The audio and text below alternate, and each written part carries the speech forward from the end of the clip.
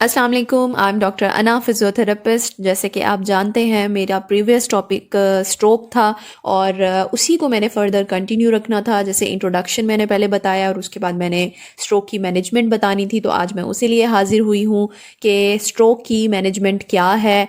Very first day हम positioning कैसे करते हैं स्ट्रोक या पैरालिसिस के पेशेंट में, और प्रिवेंट करते हैं बहुत सारी कॉम्प्लिकेशन से जो हमें स्ट्रोक के पेशेंट में मिलती हैं।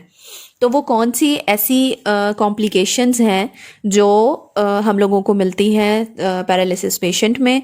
तो एक तो बहुत सारी चीज़ें जो हमें मिलती ही मिलती हैं, जो कि हम सिम्टम्स होते हैं उनके, यानी कि आपकी वन साइडेड वीक हो जाना। लेकिन क्या कॉम्प्लिकेशन आ सकती हैं उस एक साइड के वीक होने से, तो वो आज मैं आपको बताऊंगी, और उसकी फिर प्रिवेंशन के लिए पोजीशनिंग भी बताऊंगी, यानी उनके बचाव के लिए भी पोजीशनिंग गाइड करूंगी। तो कॉम्प्लिकेशंस क्या हैं? सबसे पहले हम फंक्शन में कोई भी कॉम्प्लिकेशन आ सकती है कि ऑब्वियसली एक साइड वीक हो गई है तो फंक्शनल चेंजिंग आएंगी। देन केयर में चेंजिंग आएंगी, केयर में इंटरफेरेंस होगी। उसके बाद वो हाइजीन प्रॉपर नहीं रख पाएंगे और डिस्कम्फर्ट या फिर उन्हें पेन हो रहा होगा। एक साइड पे वो बहुत डिस्कम्फर्ट रहेंगे, ऑब्वियसली वो काम नहीं कर पा रही है एक साइड, तो वो बहुत डिस्कम्फर्ट फील करेंगे। तो आहिस्ता आहिस्ता जब ये कॉम्प्लिकेशन स्टार्ट होती है तो पेन हो सकता है। और उसके अलावा कि अल्सर या फिर ज़ख़म जो हमारी लेटे रहने से काफ़ी देर तक हो सकते हैं हमारी बॉडी में, उसके भी हमें रिस्क बहुत ज़्यादा मिलता है।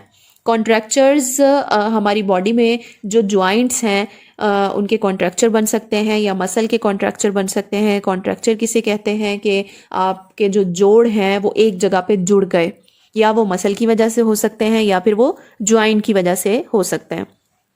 सबलक्सेशन और डिसलोकेशन हो सकती है, जोड़ का खुल जाना, जोड़ का आधा खुलना या पूरा ही जोड़ का निकल जाना, उसे हम कह सकते हैं। और बोन फ्रैक्चर भी हो सकता है, बोन्स बहुत वीक हो जाती हैं जिसकी वजह से बोन फ्रैक्चर हो सकता है। और पेशेंट की साइकोलॉजिकल एक्टिविटीज़ चेंज हो जाती हैं क्योंकि वो अपने काम से हट जाता है, अपनी रूटीन से हट जाता है, और स्ट्रेसफुल हो जाता है क्योंकि उसका एक साइड पैरालिसिस में जा चुका है। डी वेनस थ्रोम्बोसिस, ये कि एक ही जगह पे आपका कोई ब्लड क्लॉट जमा हो गया, एक्टिविटी ना होने की वजह से, ब्लड फ्लो प्रॉपर नहीं होने की वजह से हमारी फिर हड्डियाँ जो हैं भुरभुरी हो जाती हैं बहुत ज़्यादा, और मसल स्टिफनेस हम लोगों को मिलती है। ये सारी कॉम्प्लिकेशंस हमें पैरालिसिस के पेशेंट में मिलते हैं। तो आइए देखते हैं कि कौन सी ऐसी पोजीशंस हैं जिनके थ्रू हम इन सब चीज़ों से बच सकते हैं।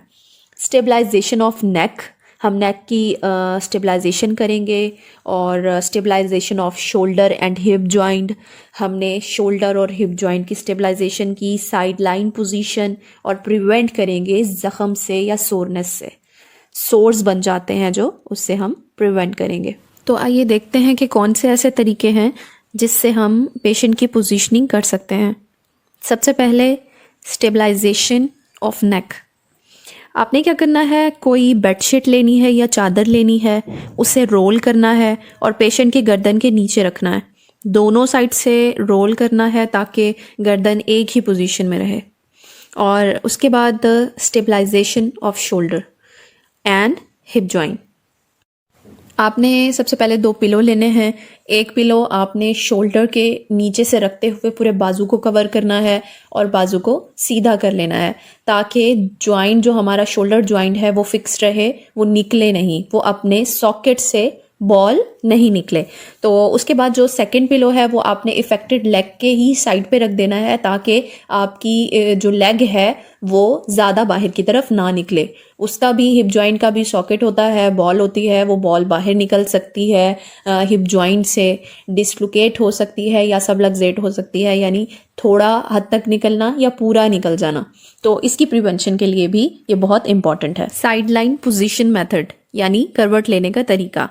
हमने सबसे पहले फ़र्ज़ कर लेते हैं कि हमारी राइट साइड अफेक्टेड है, यानी कि सीधे हाथ और सीधी टांग हमारी अफेक्टेड है। तो हम क्या करेंगे, सबसे पहले हम बाजू की साइड पे जो लेफ़्ट साइड है जो हमारी ठीक है, उस साइड पे हम पिलो रखेंगे और उसकी टांग वाली साइड पे पिलो रखेंगे। क्योंकि हमने करवट दिलवानी है तो हमने क्या करना है, शोल्डर से और जो आपका हिप जॉइंट है उससे पकड़ेंगे और आपने मूव करना है पिलो की साइड पे। पिलो की साइड पे मूव करने के बाद पिलो के ऊपर जो है आपका बाजू और आपकी टांग आ जाती है, जिससे पेशेंट रिलैक्स रहता है, डिस्कम्फर्ट उसका कम होता है और वो इजीली लेट जाता है। और पीछे से ये प्रिवेंशन भी हो सकती है कि आप की जो बैक है वो काफ़ी देर से लेट के थक जाते हैं पेशेंट, तो वो भी रिलैक्स होगा। और उसके बाद आता है प्रिवेंशन फॉर बेड सोर, यानी प्रिवेंशन करनी है आपने बेड सोर से, ज़ख़म से बचाना है पेशेंट को। तो आप क्या करेंगे, सबसे पहले आपने फ्लेक्स करना है नी को, यानी कि अपने जो नी का जोड़ है, आपने घुटने का जोड़ है उसे फ्लेक्स किया और शोल्डर से पकड़ा, दोनों तरफ से पकड़ के आपने मूव किया राइट साइड पे मूव करने के बाद, क्योंकि राइट साइड अफेक्टेड है तो आपने लेफ़्ट साइड पे मूव किया। मूव करने के बाद आपने साइड पे पिलो रख दिए, राइट साइड पे शोल्डर के पीछे पिलो रख दिए और उसके अलावा आपने हिप के नीचे पिलो रख दिया। ये रखने के बाद आपने दोबारा से पेशेंट को सीधा कर दिया, अलाइन कर दिया, ताकि जो है वो कंफर्ट रहे अपनी शोल्डर पोजीशन में और अपनी हिप पोजीशन में। और वहाँ पे सबसे ज़्यादा चांसेस होते हैं बेड सोर बनने के, ज़ख़म बनने के, तो उससे भी पेशेंट को प्रिवेंट किया जा सकता है। तो आज की ये मेरी वीडियो थी। आई होप कि आपको अच्छी लगी होगी। ये सीरीज़ कंटिन्यू रहेगी। इसके बाद मैं एक्सरसाइजेज बताऊंगी कि कौन कौन सी एक्सरसाइजेज हैं पेशेंट की। उसके बाद ट्रांसफ़र बताऊंगी कि पेशेंट को किस तरीके से बेड से चेयर और चेयर से बेड पे शिफ्ट किया जा सकता है। तो इसके लिए मेरे साथ रहिएगा। इंशाल्लाह मैं फिर हाजिर होंगी। तब तक के लिए अल्लाह हाफिज़।